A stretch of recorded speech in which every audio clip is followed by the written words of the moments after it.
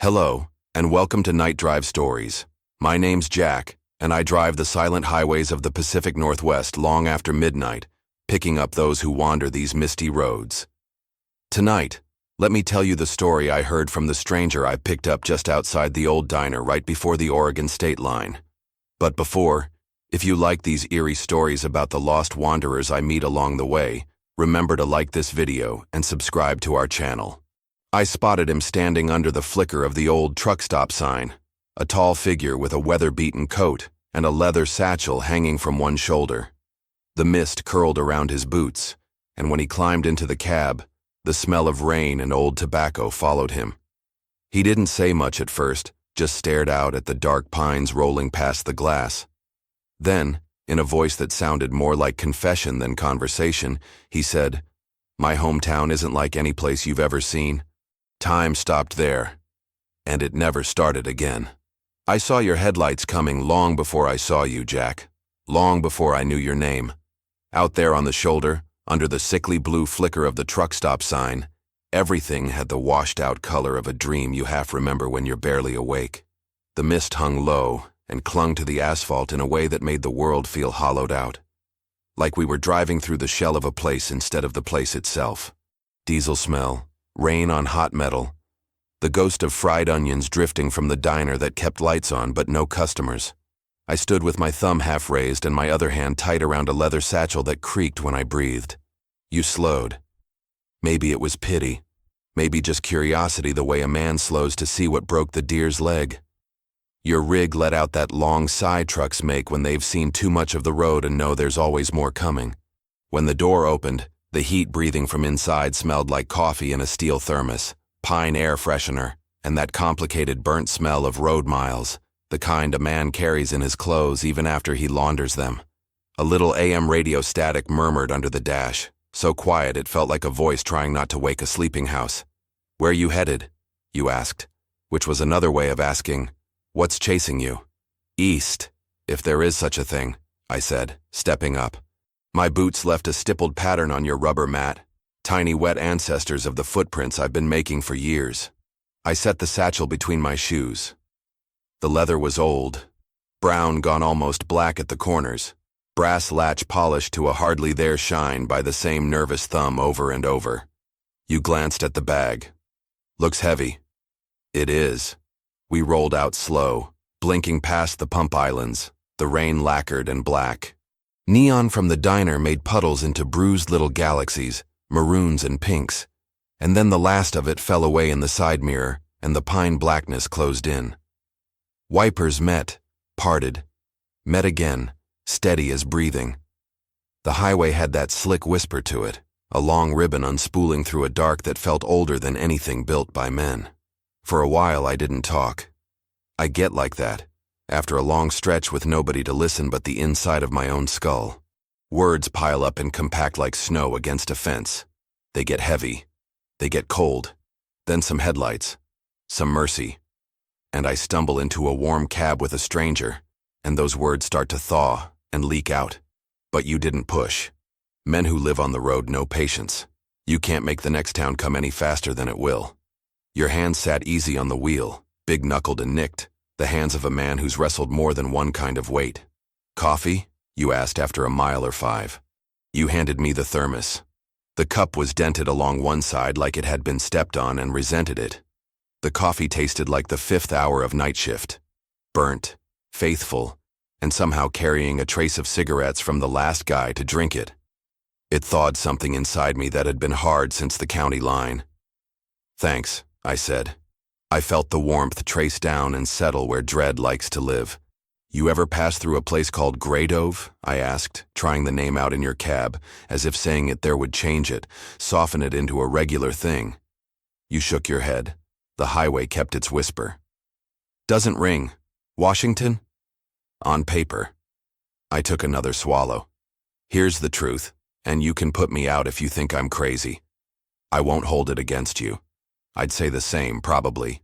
But see, Graydove isn't like other towns. It's a place that got left behind by more than the railroad. It got left behind by the clock." You gave me a quick sideways look and a soft through your nose.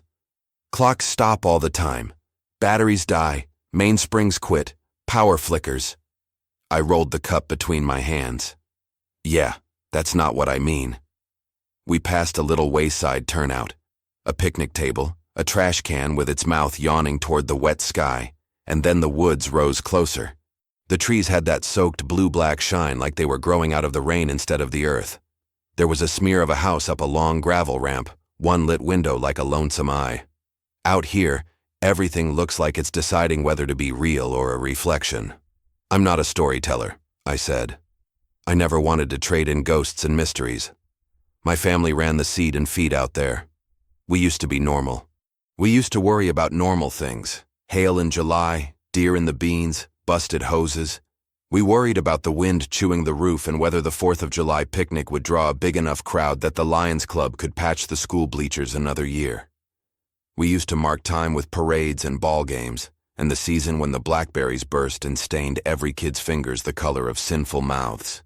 I felt something in me turn, the way a person reflexively tries to measure time even while he's telling you it doesn't matter. I glanced down at the satchel. It vibrated faintly against my boot heel when the truck hit a seam in the pavement, like there was a thin whispering thing inside it that wanted out. I don't know how to begin this without sounding like a fool, I said. But the way I see it, if I don't keep saying it out loud, it'll start using my silence against me. You flicked your gaze at me again. The dash lights made your face into somebody older than you probably were, all the road's tricks learned into your skin. Try me, you said. I haul all kinds. We drove. That early morning hour that comes around midnight on long roads, winter inside summer. Pale fog came down off the cuts and slid through the trees, and every sign we passed was an altar to some little god of measurement. Speed, limit, 55. Next services, 38 miles. Elevation 1,140 feet. The world insists on counting, even when it doesn't help. The last normal night in Grey Dove, I said. There were fireworks over the ball field. The county fair had brought in a rickety Ferris wheel. You know the type. Seats painted colors you don't have names for anymore. Hydraulic fluid crying down the spokes. The whole town was there. We were watching the sky burn up in red and gold.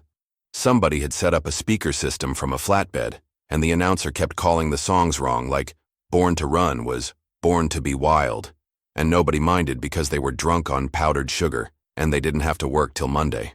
I can hear it now, clear as the night wind. The brass band, the pop of bottle rockets, little kids screaming because fun and fear sound the same coming out of their throats. My sister had a sparkler in each hand. She drew her name in the dark like she could sign the air and make it hers. I had a beer warm enough to be regrettable, and a head full of everything a young man thinks he's owed. I was 20 maybe, and foolish in all the bright ways. You made a small sound, not unkind, just the noise of a man remembering versions of himself. The wipers kept time in their oval faces. For a moment, just a heartbeat, I thought I saw them hesitate mid-sweep like a breath caught. But they kept on. What happened? You asked, your voice gravel in a leather sack. I licked my lips. The rain had a taste when it drifted through the cracked window, iron and moss, old coins left in a jar. A thing you'd call nothing if you were there. A thing so quiet it split the night. I didn't go deeper yet. I felt the story putting its hands around my throat, and I wasn't ready to give it my whole voice. Sometimes if you dump the whole sack out on the table, men get to sorting and you lose what's alive in it. You got a cigarette? I asked. You did. And you cracked your window the same inch you always crack it, I imagine, because the wind tunneled the smoke straight out instead of letting it fill the cab. The ember lit my fingers a hot red, a tiny communion candle. The first pull loosened something that didn't know it was knotted.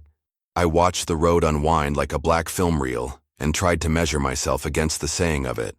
We didn't know that night, I said, smoke curling into the leak of cold air, rain whispering the same word over and over on the windshield. We didn't understand it enough to be afraid. People don't, not at the beginning. We're too loyal to how the world is supposed to behave. Supposed to, you said. Yeah, I nodded. We packed up the fair after midnight. Folks folded tables. The man with the Ferris wheel killed the generator and the last of the bulbs flickered like dying moths. We put the half-eaten pies under foil, we stacked the lawn chairs, and we promised to meet for breakfast.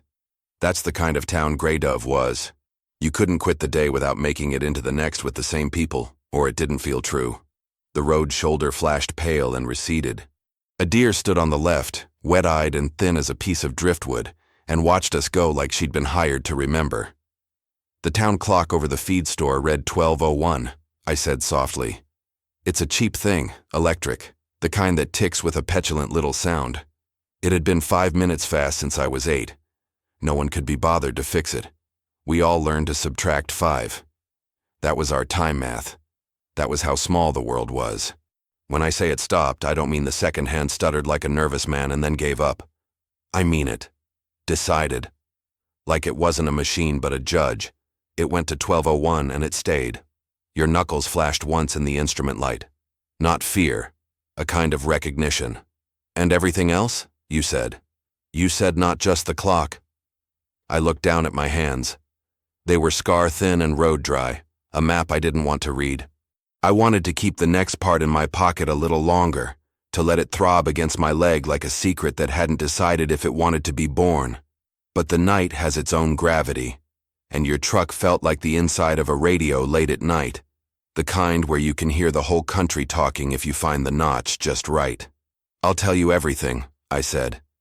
But you should know what it costs to carry a thing like this. It changes the air around you. It teaches the room new rules. I tapped the satchel with my boot toe, gentle, the way you touch an animal that might bite if it wakes. I brought something out with me from Grey Dove. Maybe it's nothing but a relic. Maybe it's a weight. Maybe it's a key to a door no sane person should ever unlock. We passed a billboard that had peeled down to its bones. Nothing left but the smile of a toothpaste model. The rest melted away. A logging road yawned like a mouthful of teeth into the dark. It was a night for bad decisions and old truths. You cleared your throat. I'm listening, you said. We've got miles. I took the cigarette back to the filter and pinched it dead in the little ashtray by your gear shift. The butt sat there like an old tooth among others. Out of the corner of my eye I saw the digital clock in your dash hiccup. Just the tiniest surge, a single blink where the colon between numbers brightened, bright as a firefly. It was nothing, I told myself. A truck's electrics do that in weather. You said, where am I headed? I said. Truth is, I've been headed away for a long time. But you can only pull the rope so far before the knot on the other end starts dragging back. Grey Dove's the knot. And the night it cinched, everything we understood about days and years and the way apples go soft and boys turn into men, everything, froze like the creek in January. The clocks, sure, but not just the clocks. The train stopped at the edge of town with their noses just over the line. The fly I was waving away at the pie stand stopped mid-air like a bead on a wire. The last spark from the last Roman candle hung above the ball field like a star that forgot who it belonged to. We walked through it, we stood under it, and it didn't move. And we kept on, because that's what people do.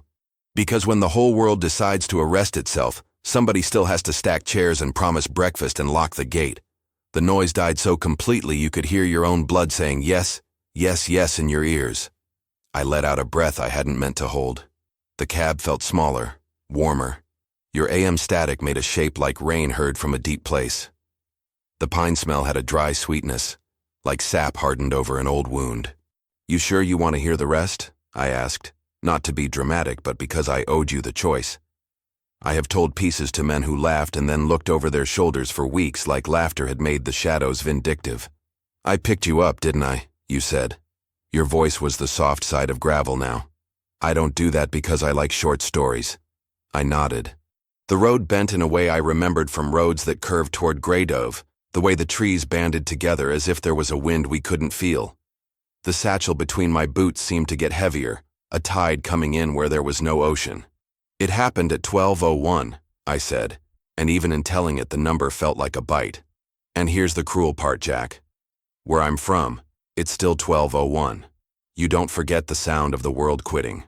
We always think the end of things comes loud, a bomb, a crash, a scream. But it doesn't. When it really ends, it ends with a silence so wide it swallows the air in your lungs.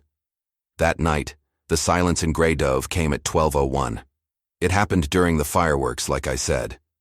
My sister Luann had just written her name across the night with sparklers, and I remember laughing, swatting a fly off the rim of my beer. And then, nothing. Not just quiet like when a song finishes. Nothing. The spark she'd left in the air froze, her name still written in jagged cursive, hanging there like it was stitched into the sky.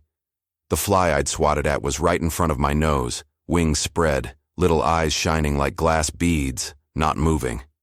The whole crowd fell into that silence together, a ripple of confusion.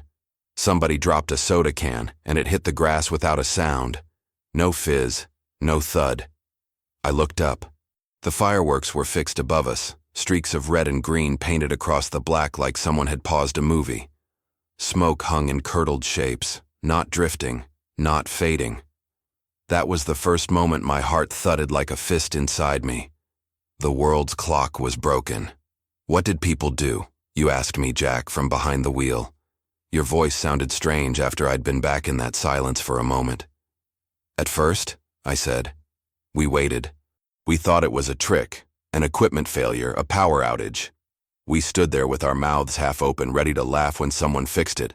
But the fireworks didn't fall, the crickets didn't sing, the fairground generator didn't hum. It was like someone had pinched the cord of time and held it tight between their fingers.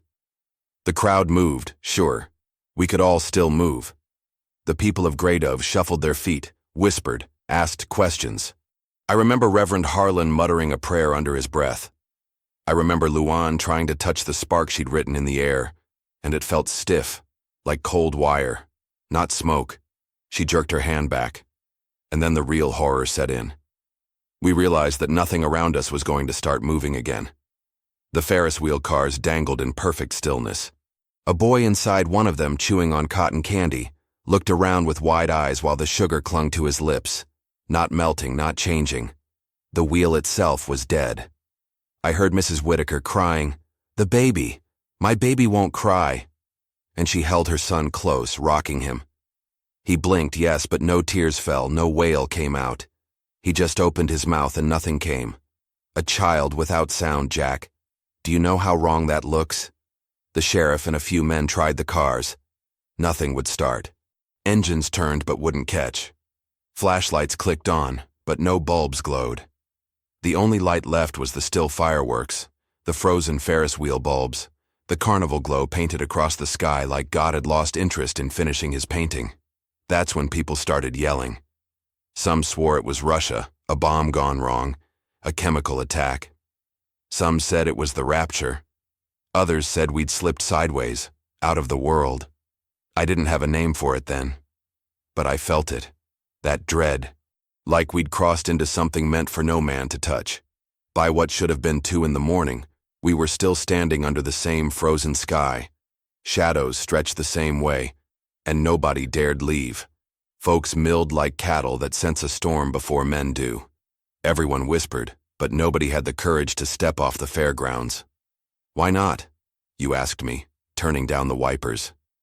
I leaned forward, my eyes on the wet road blurring past your headlights. Because something in our bones told us this wasn't just a glitch. This was a verdict. We were meant to witness it, to stay put, like animals held at a gate. The next morning never came. Not really. The sun didn't rise. It just hung there on the horizon, the same thin gray light of almost dawn, forever. Roosters crowed once and never again. That sky became our roof, flat and stale. The first week, people still hoped.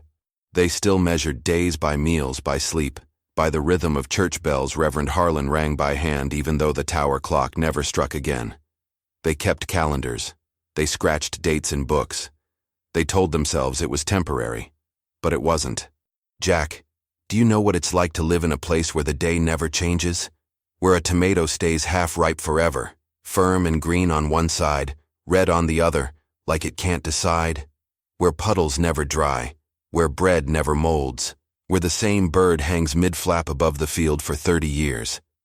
I do. And that was only the beginning. The next morning never came. Not really. The sun didn't rise. It just crouched there, stuck at the rim of the world, a gray coin lodged halfway in the horizon. Not dawn, not day, not night. Just a permanent half-light, like the sky itself had grown weary of moving. It painted everything flat. Barns, faces, trees, even the dust on the gravel road. At first, people clung to the routines of mourning. They went home from the fairgrounds, crawled into bed, and shut their eyes. But when they woke, it was the same sky outside their windows, the same clock face on the wall, 12:01. Eggs fried on the pan but never browned. Coffee brewed, but the steam hung in the air too long, like fog refusing to rise. Neighbors shouted across fences, "It'll pass. It's just a power grid thing. Give it time." They told each other stories they wanted to believe. That night, if you could call it night, they gathered again at the square. Some demanded answers from Sheriff Klein, who stood on the courthouse steps with his hat in his hands, promising to call the state. Except the phones didn't work. The lines were dead, as if the wires themselves had gone hollow. By what should have been the second day, farmers walked their fields and came back pale. Cornstalks stood frozen mid-growth, tassels forever curled but never opening. Apples hung hard and cold to the touch, refusing to ripen. The stream behind Johnson's place had stopped halfway down a rock, a glass tongue of water dangling forever. Even the air felt thick, unmoving. We measured time by hunger, but even hunger betrayed us. Folks noticed bread loaves stayed soft, milk never soured. A roast could sit on the counter 3 days and smell the same as when it came from the oven. That should have been a miracle. But it wasn't. It was a mockery. It was the world telling us, "You'll keep chewing, but you'll never move forward again." Children took it the hardest. They asked when the sun would come up, why the birds didn't fly anymore, why their toys looked the same every time they set them down. They still laughed and played, but the laughter felt strained, brittle, like glass ready to crack.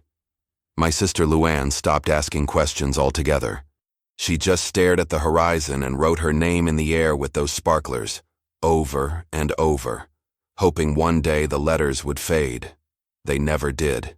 Her first one was still there, hanging crooked in the sky, a ghost of her handwriting that refused to die. Church bells became our heartbeat. Reverend Harlan rang them by hand every morning and evening, even though the tower clock stayed dead at 12:01. The sound carried over the rooftops like a stubborn declaration that we hadn't given up. Old men tipped their hats, women clutched their rosaries. It gave us something to lean against, even if it was only habit. By the end of that first week, the panic had given way to something worse. Acceptance. You can only shout at the sky so long before your voice gives out. People started whispering things, that we were chosen, that the world outside was gone, that this was punishment or salvation depending on who you asked. And me? I remember lying awake on the 6th night, or the 6th time I'd closed my eyes anyway, staring at the ceiling and realizing the crickets hadn't sung once since that fair. No nightbirds, no dogs barking at the dark. Just silence and the sound of my own pulse, reminding me I still moved when the world didn't. That was the first week in Grey Dove. The last week anybody pretended life would ever go back to normal. After that first week, Grey Dove changed. You can only live in denial for so long before you start to bend yourself around the new shape of things. We didn't know it then, but we were becoming creatures of 12:01, learning how to survive in a place where the world itself refused to move. Food never spoiled, so meals lost their rhythm. You didn't eat because it was breakfast or dinner. You ate because the motion of chewing felt human, because conversation was easier with a plate between you. Crops stayed half-grown, so farmers stopped tilling and planting. Tractors rusted in the fields, left like headstones to mark the way things used to be. Shops kept their doors open, but not for money. There was nothing left to buy or sell, not really. Folks would wander in, take what they needed, leave something behind. A pound of nails, a sack of flour, an old pair of boots. It became a kind of barter without thought. Exchange for the sake of remembering that exchange once meant something. The school tried to stay open at first. Miss Delaney lined the children up, chalked lessons on the board, made them recite times tables. But it didn't stick. How do you teach the future when time itself has quit? The children's bodies stayed the same, small hands and baby teeth frozen. But their eyes grew older every time I looked. A 6-year-old could talk like a 60-year-old after a while. It got under your skin seeing that. And then there was the church. Reverend Harlan said God had chosen Grey Dove to be spared from the world's ruin. He called it a miracle, a sanctuary outside of time. Some believed him. They gathered every day under the dead sky, singing hymns with voices that cracked and broke, but always carried on. Others said the opposite, that we'd been damned, left behind in a purgatory that would never end. They called themselves the stillborn, said we were stuck in the womb of creation, never to be born into eternity. Two faiths, same church. One claiming eternal life, the other eternal death. Both trying to make sense of a sentence nobody asked for. Families broke in stranger ways. Couples who hated each other stayed together out of habit, like dolls nailed into a diorama.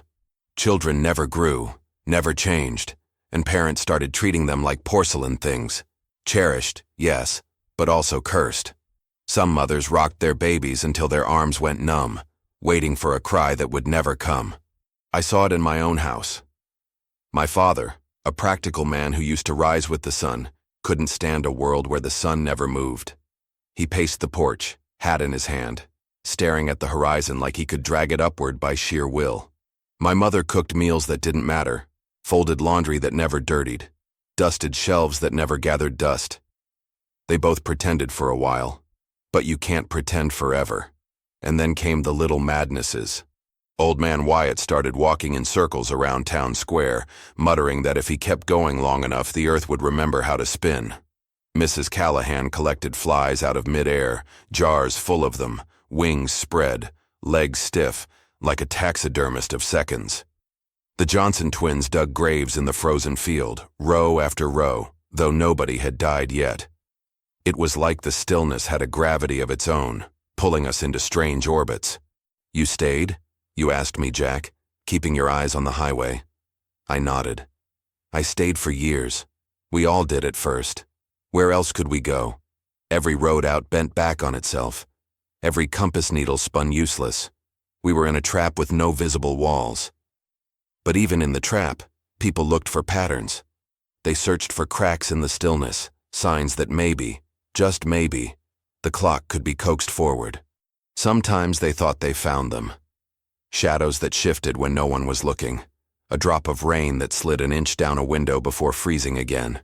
False hopes. Teases. Still, I swear, Jack, there were moments when I could feel something pressing against us from the other side of that frozen second. Like we weren't alone in it. Like the pause wasn't empty, but crowded, full of something watching.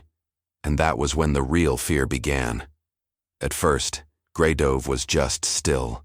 Silent. Like a painting nobody dared to smudge. But after a while, years maybe, though it was hard to measure, things began to fray. It started small, shadows flickering where they shouldn't. You'd be walking past the courthouse and see your own shape jerk ahead of you, like it had somewhere better to be. Or you'd find the same building twice on the same street, corner to corner, both with the same chipped paint and the same curtains drawn. People whispered that the town was folding over itself, doubling like bad film stock. Then came the black patches. Out in the cornfields, circles of darkness bloomed. Not shadows, just wrong spots, as if somebody had cut a hole in the world and behind it was nothing. Step too close, and you'd hear a sound like wind through broken glass. We lost 3 cows to those patches before folks stopped grazing animals there.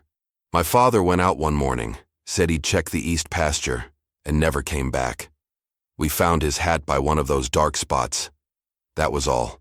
I started hearing voices in the stillness. Not loud, never loud, but soft, like a whisper pressed right against the inside of my skull. They'd call my name when I was alone, usually at what should have been midnight, the exact minute the clock had frozen. Elliot. That was my name. My father's too. Always that same voice, like my own echo spoken by someone who didn't have lungs. I wasn't the only one. Miss Delaney, the school teacher, swore she heard the kids reciting lessons at night, even though the classrooms were empty. Reverend Harlan said the hymnals turned their own pages when nobody was near. The Johnson twins claimed to see men standing in the fields, tall, thin silhouettes with no faces, just watching, waiting. And the houses. Sometimes you'd open your bedroom door and find the hall stretching longer than it should, like it had no end. Sometimes, 2 doors opened into the same room. People stopped locking their houses, not because they trusted each other, but because doors didn't mean much anymore. A door was just a suggestion. The cracks spread, and the town learned to live with them, or to fear them, which is a kind of living. Folks would rope off the black patches with barbed wire, like that could keep nothingness contained. They painted crosses on the doubled houses. They prayed louder, slept less, and jumped at every flicker of movement. But it wasn't just places. It was people. Old Mr. Callahan started repeating the same sentence over and over, no matter the question asked. Weather'll clear by Monday. He said it with the same inflection, the same blink, the same half-smile. His wife swore he hadn't said a new word in months. We tried shaking him, slapping him, even praying over him. He just smiled and said it again. Weather'll clear by Monday. Then there was Clara Baines, who came into town square every day and asked if anyone had seen her husband. Folks told her again and again he'd died years before the stillness, that they'd buried him proper. She'd nod, look relieved, and then the next hour return with the same question, the same tremble in her voice, the same hand clutching at her apron. And sometimes the repeats weren't people we knew. I remember standing on Main Street one gray afternoon, and a man walked past me. He looked familiar but wrong. His suit was old-fashioned, his hair slicked back with oil, his eyes sharp. I'd never seen him before. But half an hour later he walked past again, same pace, same direction, same glance at me. By the 3rd time, I didn't look at him. By the 4th, I ran. You ever think it was all in your heads? You asked me, your voice steady. But I could hear the curiosity under it. I shook my head. No, because things disappeared. Not just my father. Tools, animals, whole stretches of road. One day there'd be a fence. The next it was gone. Like it had never been built. And the memories. Some folks remembered things that others swore never happened, like time itself was trying to rewrite us. I paused, my hands tightening on the satchel at my feet. The leather creaked like old bones. The worst was the faces, I said. Faces, you asked. People started repeating. You'd pass someone on the street and 5 minutes later see the same person again. Same expression, same movement. Like you were caught in a loop. I once watched my mother set a teacup down on the table, stand, turn, and then she was back in the chair, placing the same cup down again. She didn't even notice. I did. I always noticed. And then I leaned closer, my voice low. Sometimes, Jack, I'd see myself, walking a half step ahead of me, moving the same, breathing the same, but never turning back. I don't know if it was a crack in time, or if something else was wearing my skin. The worst was the library. One day we found all the books blank. Every page turned white, clean as snow. The words had been erased, but not evenly. Some paragraphs stuttered, repeating the same line 3, 4, 5 times before dissolving into nothing. The Bible on the pulpit was the same. In the beginning, in the beginning, in the beginning, over and over, until the page gave up. The highway outside your truck was dark and endless, but in my memory, I was walking those frozen streets again, hearing nothing but the echo of my own footsteps, and sometimes the footsteps that weren't mine. That's when I knew. Greydove wasn't just stalled, it was unraveling, and sooner or later it was going to pull me apart with it. I stayed longer than I should have. We all did. That's the thing about Greydove. It wrapped around you like a wet blanket. Heavy, suffocating, but familiar enough that you kept carrying it, even when it smothered. But after the cracks came, after my father vanished into that black patch, and my mother started repeating herself like a broken doll, "Don't forget your coat, Elliot. Don't forget your coat, Elliot." I knew I had to leave. If I stayed, I'd become one of the echoes. The first time I tried, I took my father's truck. I packed nothing but the clothes on my back, and I drove until my hands bled from gripping the wheel. But no matter which road I took, no matter how many turns, I always came back to the same crossroads outside town. The one with the leaning sign that read, "Welcome to Greydove," painted over in peeling white. I tried again the next day, if you could call it a day.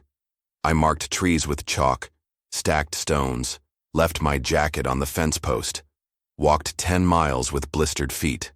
And when I staggered to the edge of the woods, there was the same jacket on the same post, waiting for me. Roads bent. Forest paths curved like snakes biting their tails. Some folks gave up entirely, said it was pointless. They made themselves small lives in the stillness. But me, I couldn't. I felt it pulling at me, Jack, like the town wanted me to become part of it, another loop, another shadow. So I tried something different.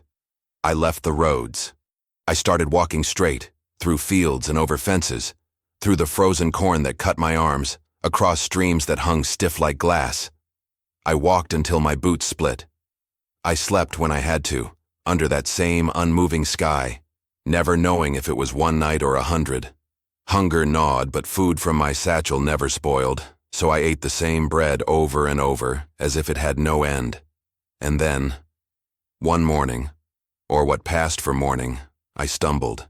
The ground beneath me was gravel, real gravel, not the endless looping kind. I saw a road marker that didn't belong to Greydove, fresh black paint, sharp white letters. And when I looked up, the sky moved, just barely, clouds shifting like they hadn't in years. I had made it out, but I wasn't free. At first I tried to live normal. I stayed in little towns, worked odd jobs, sweeping floors, baling hay, stocking shelves, just to prove to myself that life still moved. But every place I stopped, something followed. One night in Nebraska, the lights in the diner froze mid-flicker. Just for a second. Nobody else seemed to notice, but I did. The waitress poured coffee and the stream hung in the air, solid as glass, before it splashed down again. She blinked, confused, but carried on like nothing had happened. In Wyoming, I bought a cheap wristwatch. The second hand ticked fine all day, but when midnight came, it froze at 12:01. No matter how many times I replaced it, 5 watches, 6, the same thing. Always 12:01. I started avoiding people, stuck to the road, stuck to work that didn't keep me still too long, because the more time I spent in one place, the more it began to bend. Shadows flickered, hallways stretched, people repeated themselves, little leaks from Greydove, seeping into the world. "You think it's you," you said, voice low, steady. I nodded. Yeah, I carried it with me. Or it carried me. I can't tell the difference anymore. I shifted the satchel between my boots, the brass clasp rattling like teeth. That's why I brought this. Proof. Insurance. Or maybe a curse. I don't even know anymore.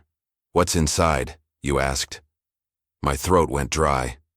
The clock from the feed store, the one above Main Street. It's still stuck at 12:01. I took it when I left. Thought maybe if I carried it, I'd carry the town's heart with me, keep it from calling me back. But sometimes, my voice faltered. Sometimes I wonder if I didn't just carry the infection with me instead. I rubbed my hands together, feeling the chill of memories. I've tried throwing it away. Left it in a motel drawer in Kansas once. By the time I hit the county line, it was back in the satchel, ticking at nothing. I smashed it with a hammer outside of Reno, busted the glass, bent the hands. Next morning, it was whole again, staring at me from the passenger seat. Always 12:01. The truck hummed along the wet asphalt. Outside, the pines leaned in like they wanted to hear the rest. And the rest, Jack, that's the part I can't escape. Because lately, I've started seeing cracks out here too. I leaned closer, my eyes shadowed in your dashlight. You want to hear the worst of it? You didn't answer, but you didn't have to. The road was long, the night was empty, and you'd already invited my ghosts into your cab. It was last winter in Montana. I was staying in a rundown boarding house middle of nowhere. Shared bathroom, radiator clanking like it was chewing bones. One night I woke up to the sound of footsteps in the hall. Slow. Even. I figured it was another guest. But when I opened the door, Jack, it was me.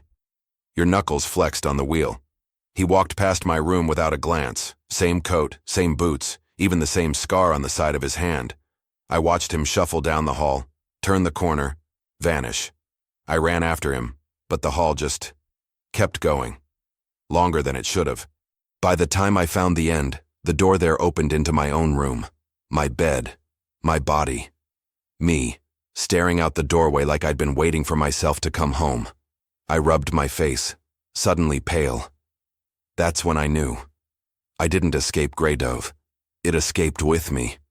You kept your eyes on the road, Jack, but I saw your hands tightening on the wheel, the way men do when they're bracing for a crash. My words weren't just stories anymore. They were seeds. And I could tell you felt some of them rooting inside you already. I shouldn't even tell you this last part, I said. My voice was low, like I was confessing something that could damn me further. Because once you hear it, you'll start to notice it too. You gave me a look, a flick of your eyes from the road to me. I already notice, you muttered. Keep going. So I did. It started with clocks. In every town I passed, I'd see one that didn't fit. A diner wall clock, hands stuck at 12:01. A church tower bell frozen before the strike. A gas station register blinking the same time, no matter when I walked in. People didn't seem to notice. They lived around it like fish live around water. But me, I saw them all. And I swear, each one was a doorway. Like Grey Dove was building little gateways, reaching out into the rest of the world. Sometimes I'd catch reflections that weren't mine. In the bathroom mirror, the man looking back had my face, but he blinked half a second too late. Shop windows showed me walking when I was standing still. And once, God help me, in a bus station, I nodded off on a bench. When I woke, everyone around me was frozen. Travelers, porters, kids with balloons, all hanging there like the fireworks back home. And above the station doors a clock read 12:01. I screamed myself awake, and when my eyes opened again, it was gone. But I felt it. The pull. Grey Dove saying, "See? I can reach you anywhere." By now, Jack, I don't know if I've been running from it or carrying it like a lantern. Sometimes I think leaving Grey Dove didn't save me at all. It just set it loose. Maybe the town was never a place. Maybe it was a sickness, and I was the first carrier. That's why I can't stay too long in one place. Why I walk highways and hitch rides with men like you. I keep moving so the cracks don't take root. But lately, I tap the satchel between my boots. The brass clasp rattled. Lately it doesn't matter. The clock doesn't stay quiet anymore. It ticks at night. And when I close my eyes, I swear I hear the whole town breathing in unison, waiting for me to come home. I looked at you then, Jack, right in the dashlight, my eyes hollow from too many nights awake. And you want to know the worst part? The thing that keeps me from sleeping? You didn't answer. You didn't need to. It isn't just calling me back. It's spreading. I've seen it bleed into diners, bus stations, motels, roads. It's patient, it's hungry, and it's learning how to follow. One day, it won't just be Grey Dove trapped at 12:01. One day it'll be everywhere. Every town, every clock, every life. The whole world frozen, unraveling at the seams. I swallowed, my voice trembling now. And when that happens, we won't even notice. Because we'll all still be moving, walking, breathing, repeating, just like they do back home. Just like echoes. Silence filled your cab. Not the ordinary kind, but the thick kind I'd been describing. The kind that presses against your eardrums, heavy as fog. The hum of the tires faded. Even the wipers seemed slower, dragging their arcs like they were tired. I glanced at your dash clock. The numbers flickered once and then froze. 12:01. We didn't speak after that. We didn't have to. When you let me out, it was at a lonely intersection where no streetlight worked, just fog and pines and the long sigh of the road. I slung the satchel over my shoulder, nodded once, and walked into the mist. You stayed there a moment before rolling on. The cab was darker, quieter. You tried not to look at the clock on your dash. It didn't tick again. And that was the last I saw of him. A man who said time had stopped in his hometown. Maybe he was mad. Maybe he was cursed. Or maybe Grey Dove is still out there, its fireworks hanging, its children unaging, its doors folding into themselves, waiting for the rest of the world to catch up. I drove on, but my own dash clock hasn't moved since. It still reads 12:01. Some passengers leave more behind than they take with them. And out here on these highways, sometimes the silence feels like it's waiting for me to notice.